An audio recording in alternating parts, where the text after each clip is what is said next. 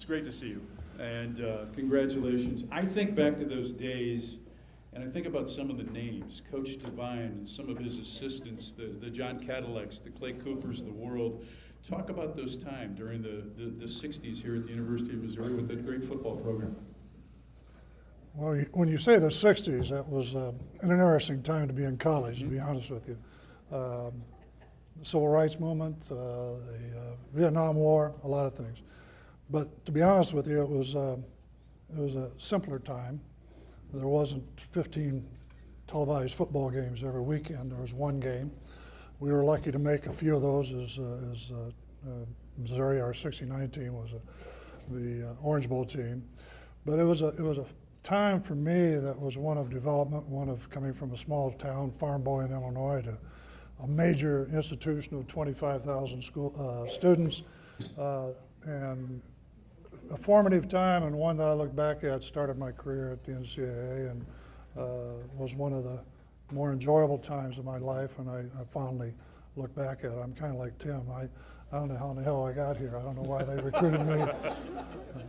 I take pride in being the tallest, slowest safety in Big 8, maybe Missouri history, but we had a great time. You think about that '69 team, and went to the Orange Bowl, and it's hard. The last conference champion, outright conference champion here at Mizzou too. Well, full disclosure, we were co-champions, and with I forget that big red school to the north that no longer is in the Big 12, but we had a great. One of the things that I think was unique back then, there were 17 seniors that we all played together, and I'm blessed to have. If they can still stand up, I don't know if they can still stand up though, but there's Steve and Joe and Steve and Tom and Butch. I can't tell you how much it means for me to have you here tonight. I'm getting emotional too, Tim, doggone it, you know? That's what it's all about though. Somebody had asked me when, I filled out the forms, you read them, I know because you're asking me the right questions here. What was my favorite moment at the NCAA? You can tell how long I worked at the NCAA. I still use that at the University of Missouri. And I had a hard time finding one moment. Maybe it's been so long ago I can't remember it. I don't know. But my memory was being teammates and the lifelong friendships that we have. I'm not this emotional. I don't know what the hell's happening to me. My daughter is going, who is that guy up there? But it was one of my proudest moments, in addition to tonight, was a couple years ago our team was inducted into the Missouri Sports Hall of Fame. And of the 75, 80 players we had, there were almost 50 of us that made it back. And it was like old home week.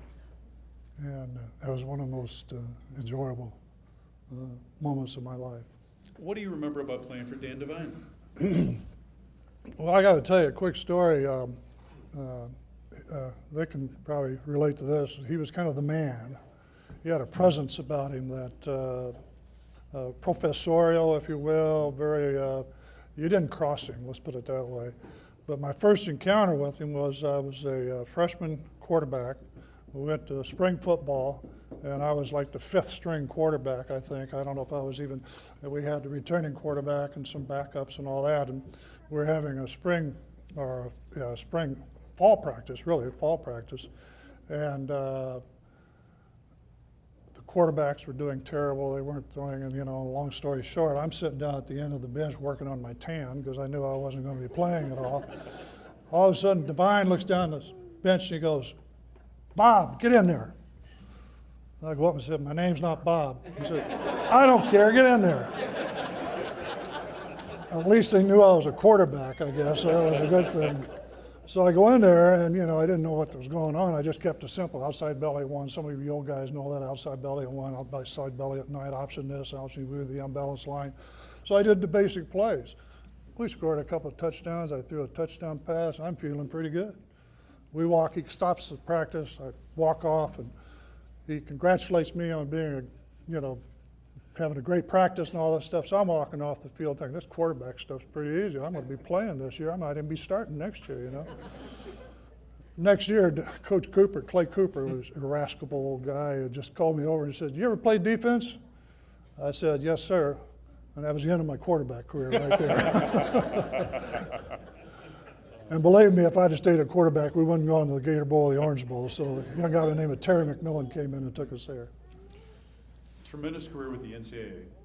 You saw tremendous growth in the organization too, from '75 to 2014. Just give us an idea of some of the things you witnessed during your days at the national office. Well, I was the 37th employee hired at the NCAA, and when I left, there were probably 537.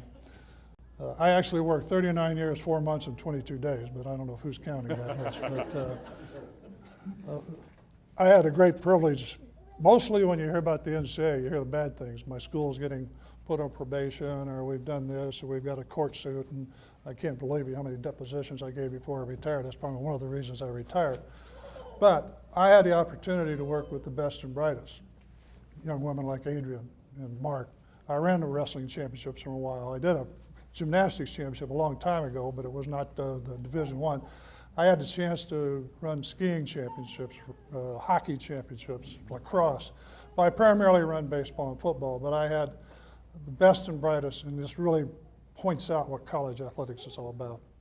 And my dad, who was an old farmer with an 8th grade education, he knew what a scholarship was, and he asked me one day what I did. I said, well, Dad, I go around and I run championships for the NCAA, and I get to go to campus, I travel around the country, and he looked at me and he says, you're still on scholarship, aren't you? And I said, yeah, I've been blessed. I was 45 years on scholarship, I retired, and now I'm no longer management, I'm labor, but that's another story. But, when I started the NCAA, there were no women's athletics. And I said there were 37 people on staff. It wasn't very diverse, to be honest with you. Walter Beyer saw the need for all of that. We soon became diverse. We soon added women's athletics, women's championships, and the opportunities that we now had over 200,000 athletes can play in a national championship, and the opportunities, and that's what it's all about. Because being a member of that team, we all are privileged to be student athletes, but very few of us have the opportunity to be on a championship team or a nationally ranked team or a successful team. There's still a great experience, but when you can be a part of a team like we had, it's very, very meaningful. And oh, by the way, look at what you did with this little thing called the College Baseball World Series and what it has transformed into over the last even 10 to 15 years. Yeah, I started back in 1987, and I have to admit that one of my partners in crime is sitting over here, Gene McCarter. In spite of the fact that he was one of the growth has taken place. Right, I overcome big obstacles in my career. That was one of them, I think. But no, I took Butch Davis and Gene McCarter out to dinner last night, and I even bought them a meal. So I wanted to thank them for what they had done to me and for me. And Gene was the chair of the baseball committee about my first 5 years on the job. First of all, he gave me credibility with his peers. An old football player coming into the sport of baseball, who's this helmet? What's he doing here? And he gave me credibility, and we got a few things done. And so I had the privilege of working with two coaches association, Baseball Coaches Association and organization that Gary belonged to, the American Football Coaches Association, and I just thoroughly had a great career, had a good job with the good experience. But back to the College World Series, the thing I remember more about that, 26 years, we built a new stadium and televised every game and all that kind of stuff. We pulled in $11 million net last year, and so it was a success in many ways. But you know what my memories are? These people sitting right out here. My family would come there every year, and we'd have Father's Day there. Even that guy that's squirming right there won't sit still. Deacon, hey. He knows he's in trouble. He's heard that voice before. He was 6 weeks old my last College World Series, and this little Snow White girl there hadn't even been born yet. So what's special for this is this grandchild can be a part of this event and be a part of a family celebration tonight. So that's my memories of the College World Series, more family oriented, and so it's been a cool time for us. So introduce this table. First of all, I got to introduce this gentleman and his wife right here, Rick Markoff and his wife Beverly. Rick and I met 50-some years ago when he was a graduate student here at the University of Missouri. And for some reason, we've remained friends for all these years. And one of my best friends, and he's the guy that started the nomination process. Jim, I think they forgot I even exist anymore until he brought the name up. And they said, oh, yeah, I remember that old slow guy. Who was that? But Rick, thank you so much. It's a pleasure to have you here. And my little boy there, the bald-headed guy, John Henry Poppe, and his friend Christina, and his daughter, my granddaughter Sydney, and my daughter Lisa, and her husband Dustin, and then of course Deacon and Evie. There's the love of my life right there with my grandchildren. I have 3 of my grandchildren right here.